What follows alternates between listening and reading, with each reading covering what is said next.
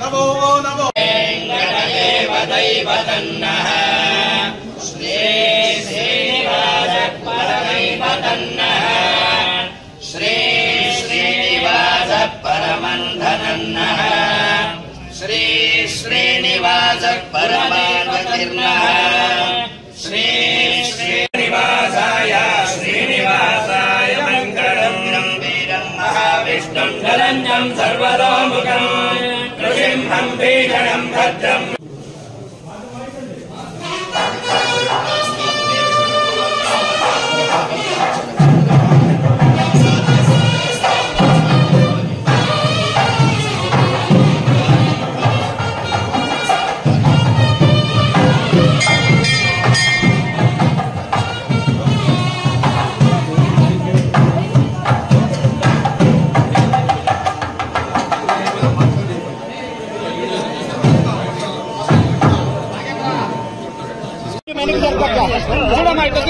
ఎరికి జరగాలి కొంచెం చూడు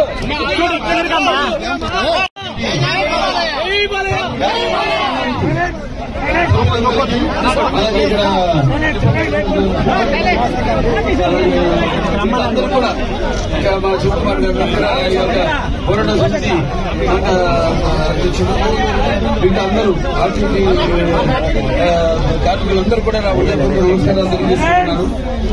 ఏ దేశ చరిత్ర చూసినా మనం ఆ దేశం అభివృద్ధి చెందిందంటే సర్ఫేస్ ట్రాన్స్పోర్టేషన్ వల్ల. సర్ఫేస్ ట్రాన్స్పోర్టేషన్ అంటే ఒక మూల నుంచి మరొక మూలకి ప్రజలు రవాణా సౌకర్యం కల్పించడం. నా గుర్తు ఆనాడు అటల్ బిహారీ వాజ్పేయి గారు ప్రధానమంత్రిగా ఉన్నప్పుడు మన కాబోయే ముఖ్యమంత్రి వర్యులు చంద్రబాబు నాయుడు గారు ఆనాడు మరి ఒక సంస్కరణ తీసుకొచ్చారు. వాజ్పేయి గారు చెప్పడం జరిగింది, ఇలా మీరన్నీ రోడ్డు అనుసంధానం చేయండి, దేశం దానంతటి అదే అభివృద్ధి చెందుతుందని. ముందు ఆయన నమ్మలేదు. తర్వాత సరే ముందు ఒక ఉదాహరణకు ఒక స్ట్రిప్ వేసి చూడమంటే వేసి చూస్తే పెద్ద ఘన విజయం సాధించింది. ట్రాఫిక్ పెరిగింది. అక్కడి నుంచి మొత్తం దేశమంతా కూడా అప్పుడు అవిభక్త ఆంధ్ర రాష్ట్రంగా ఉన్నప్పుడు మరి రోడ్లు అయితేనేమి, రోడ్డు వెడల్పు చేయడం అయితేనేమి, లేకపోతే ఫ్లైఓవర్లు అయితేనే వేయడం అయితేనేమి, బ్రిడ్జిలు కట్టడం అయితేనేమి, లేకపోతే అవుటర్ రింగ్ రోడ్ అయితేనేమి, ఇలా ఏ దేశం చూసినా కూడా వాళ్ళు చైనా చూస్తున్నాం, మన అమెరికా చూస్తున్నాం, దేశాలన్నీ కూడా అభివృద్ధి చెందింది అంటే ఈ యొక్క రవాణా వ్యవస్థ వల్ల. మరి ఆ రవాణాకు అనుగుణంగా మనం రోడ్లు కూడా వేయాలి. రేట్లు వేస్తేనే మనం అప్పుడు ఆనాడు 2012 మనం 18 బస్సులు కూడా జరిగింది. ఆ తర్వాత పెద్దిరెడ్డి రామచంద్రెడ్డి గారు మొత్తం 10 బస్సులు తీసుకెళ్లిపోయారు ఇక్కడి నుంచి.